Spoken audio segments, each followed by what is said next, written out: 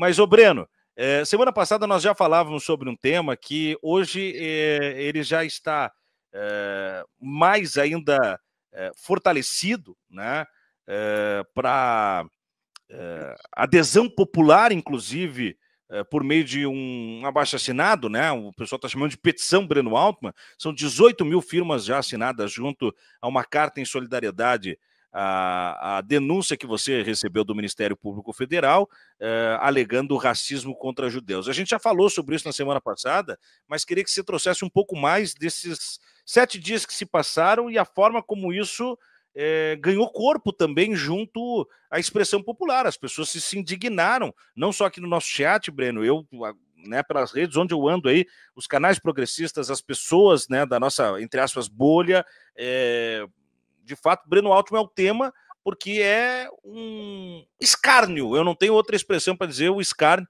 né, depois da Polícia Federal não tem identificado nada, o cara vai lá e espizinha, até que resta você, então, denunciado, Breno. Olha, é uma estratégia isso, né? Não é um caso pessoal. É uma estratégia baseada numa técnica que tem se desenvolvido nos últimos anos.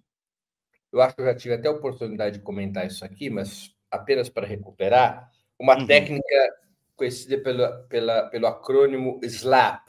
SLAP é o verbo em inglês para estapear, mas ele, como acrônimo, quer dizer Strategic Lawsuits Against Public Participation, processos judiciais estratégicos contra a participação pública. Qual é essa técnica? Ele é parecido com o lawfare, mas tem uma diferença. O lawfare tem como objetivo prender um determinado inimigo político. O maior exemplo que nós temos aqui no Brasil foi a prisão do Lula, em 2018. O SLAP não necessariamente objetiva a prisão.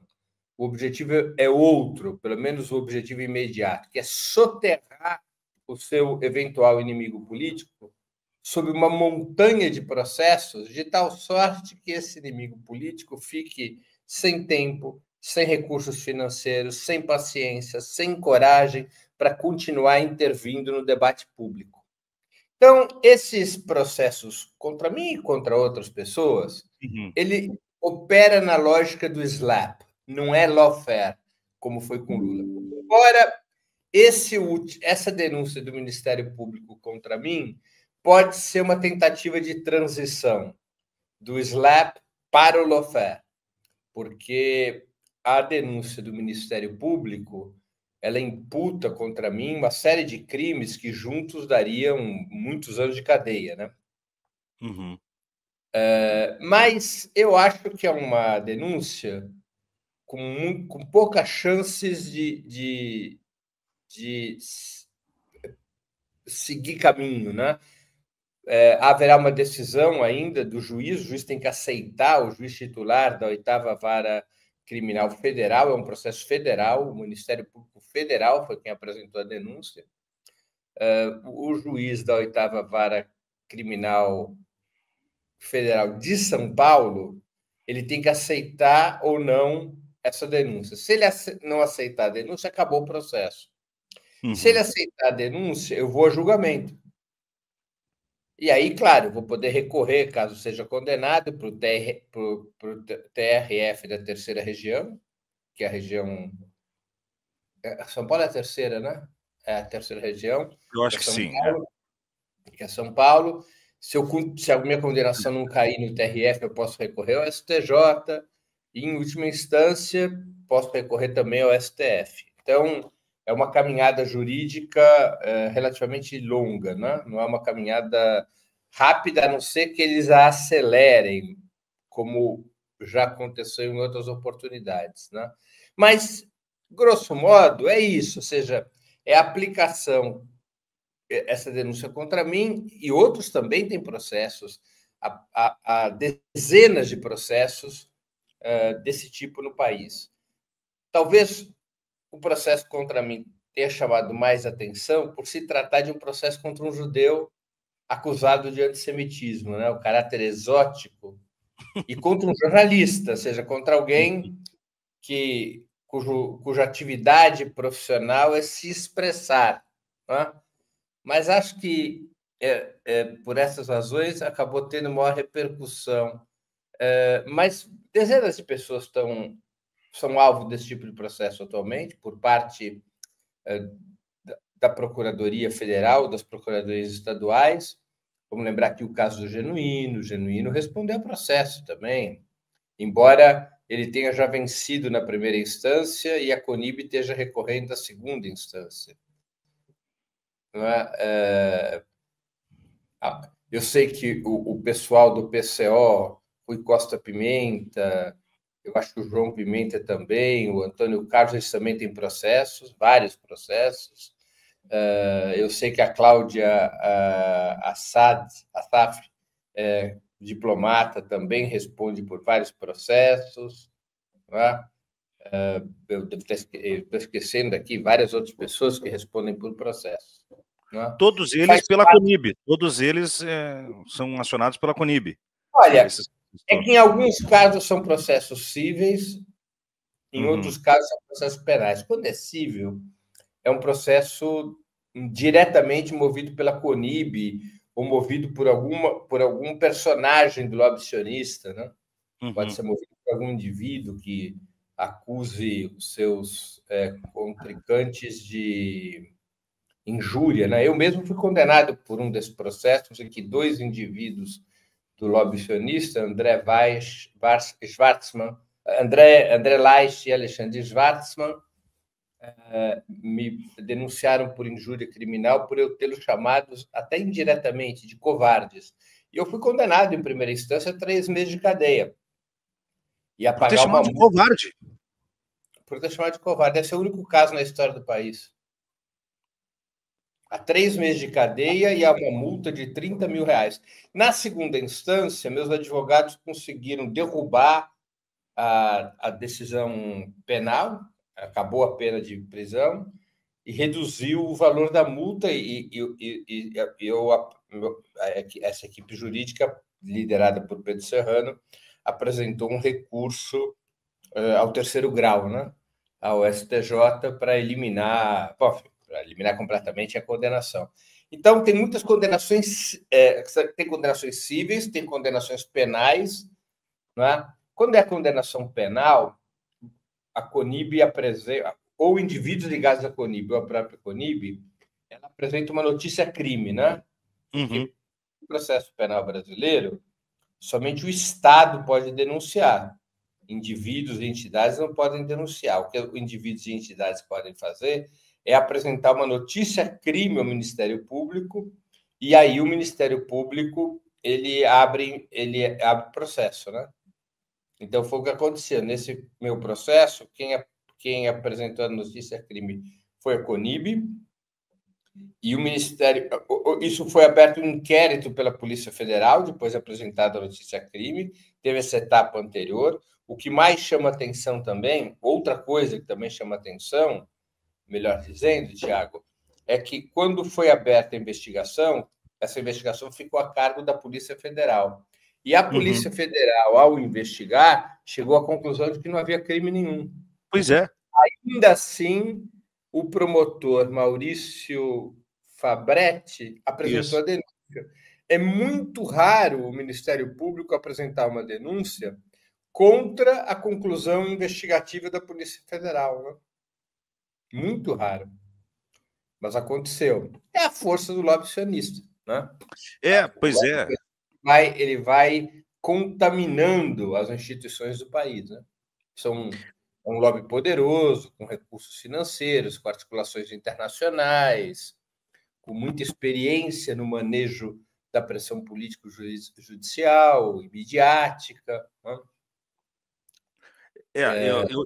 Eu só, Breda, eu fico só com uma sensação que, por mais que, né, e o seu argumento, ele está fundamentado ali de que tem outros casos e tal, e não é um caso pessoal, eu só fico com a sensação que tem um caráter pessoalista também, personalíssimo, né?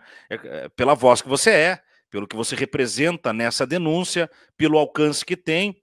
Então, porque, veja, Eu não estou dizendo que não há essa possibilidade, juridicamente ela existe, até porque está acontecendo contigo, né? Que é o Ministério Público ir na contraindicação da Polícia Federal. Mas, olha, você precisa fazer força para encontrar casos em que isso de fato se deu.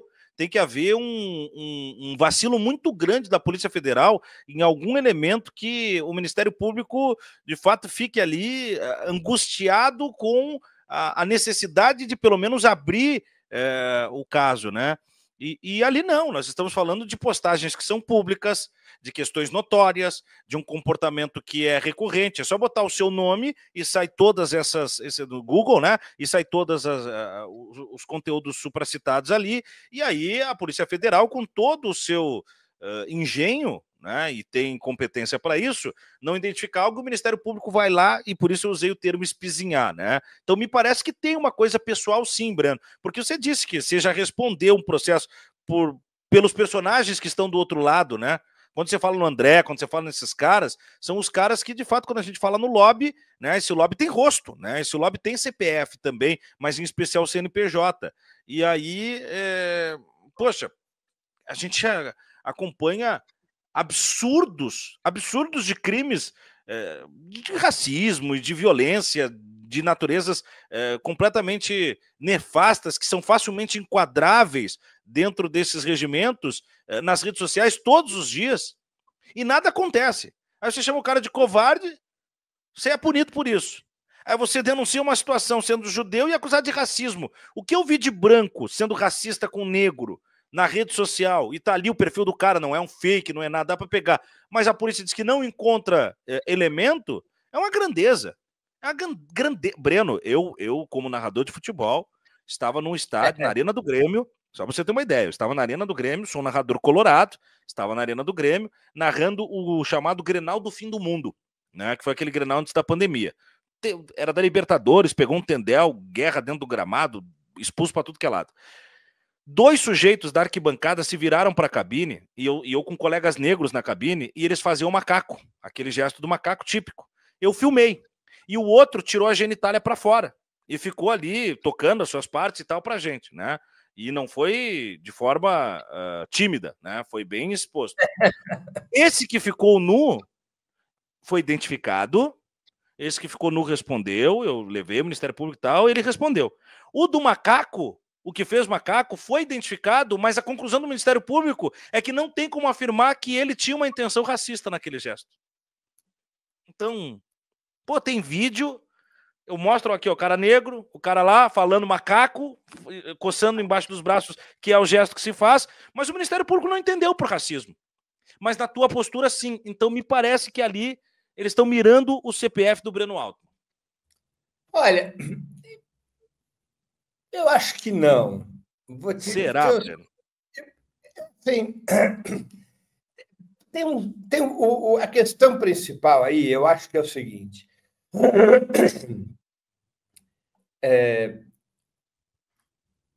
Na narrativa sionista, o maior problema, o maior obstáculo é quando judeus criticam o sionismo. Quando palestinos criticam o sionismo, não é um problema para a narrativa sionista, porque há uma contraposição entre as partes, teoricamente. Né?